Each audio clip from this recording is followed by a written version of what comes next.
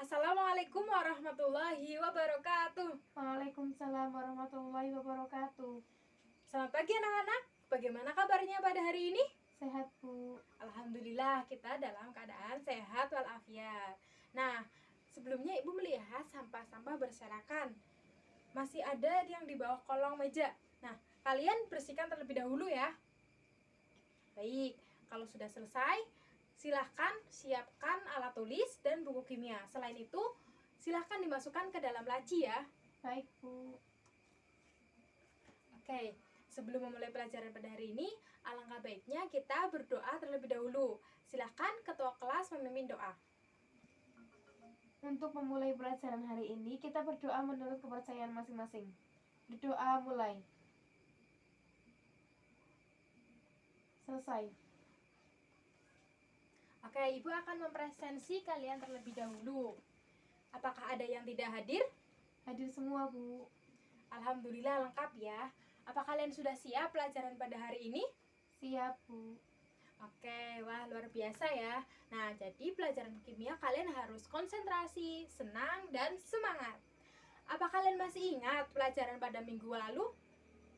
Masih, Bu, tentang materi asam basa, Bu.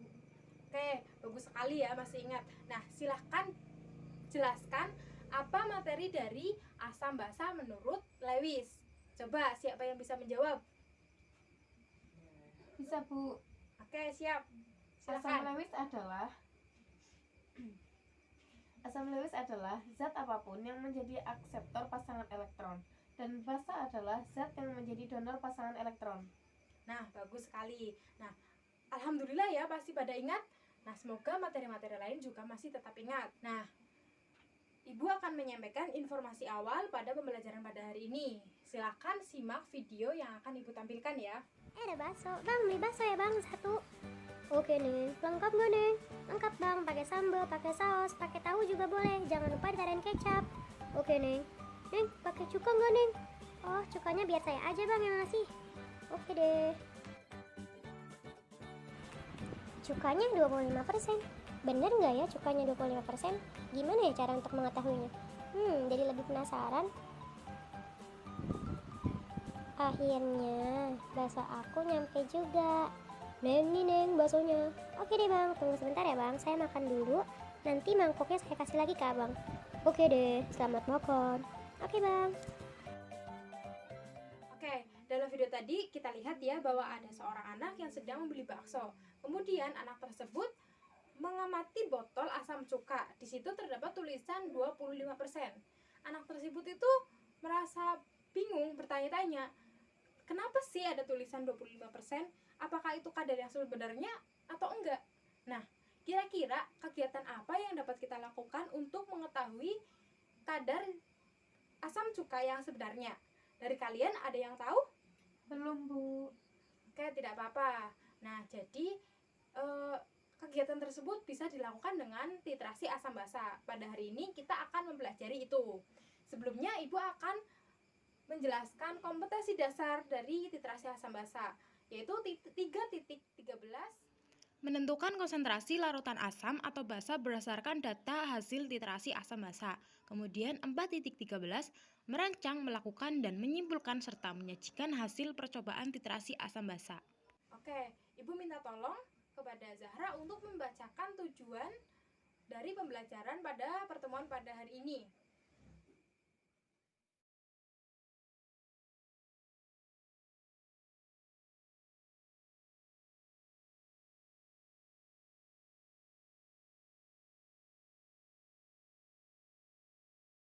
Baiklah, untuk mencapai pembelajaran pada hari ini, Ibu akan membagi kalian menjadi beberapa kelompok. Nah, silakan bagi menjadi 4 kelompok ya. Kemudian duduk sesuai kelompoknya masing-masing. Kemudian Ibu akan membagikan LKPD dan bahan ajar. Oke, silakan dibagikan ya, Zah. Iya, Bu. Apakah sudah dapat LKPD-nya semua? Sudah, Bu. Oke, baiklah. Nah,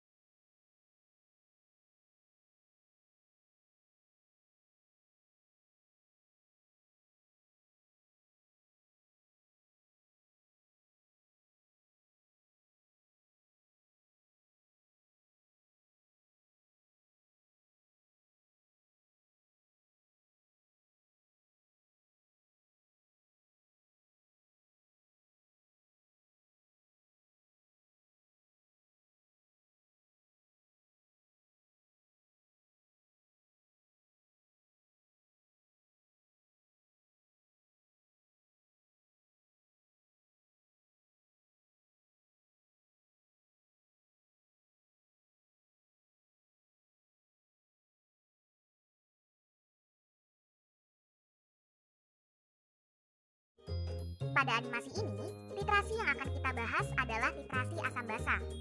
Asam yang digunakan adalah HCl yang merupakan asam kuat, dan basa yang digunakan adalah NaOH yang merupakan basa kuat. Larutan HCl sebagai titrat yaitu zat yang akan ditentukan konsentrasinya sehingga ditempatkan di dalam Erlenmeyer. Selanjutnya, indikator phenolphthalein dimasukkan beberapa tetes ke dalam Erlenmeyer. Larutan NaOH dimasukkan ke dalam buret dan disebut sebagai titran karena konsentrasinya telah diketahui secara pasti.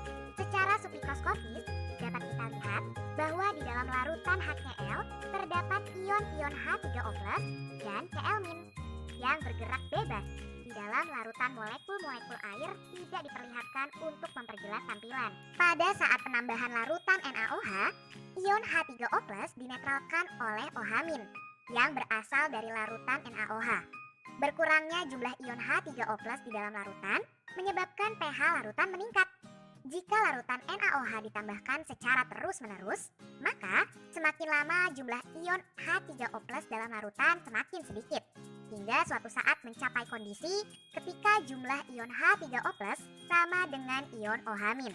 Pada keadaan ini, pH larutan menjadi 7 karena jumlah ion H3O+ sama dengan jumlah ion OH-. Kondisi ini disebut sebagai titik ekuivalen. Ketika sedikit saja larutan NaOH ditambahkan ke dalam larutan, maka ion OH- akan lebih banyak jumlahnya dibandingkan ion H3O+ yang berasal dari reaksi autonisasi air. Ion OH- ini akan berinteraksi dengan phenolphthalein sehingga menyebabkan warna larutan menjadi merah muda. Kondisi ini disebut sebagai titik akhir titrasi. Ketika terjadi perubahan warna, maka titrasi dihentikan. Volume NaOH yang terpakai hingga mencapai titik akhir ini yang digunakan untuk menentukan konsentrasi HCl. Perubahan warna pada titik akhir terjadi karena ketika ditambahkan ion OH-, maka keseimbangan reaksi pada struktur phenolphthalein bergeser ke arah kanan sehingga jumlah struktur yang memberikan warna merah muda lebih banyak.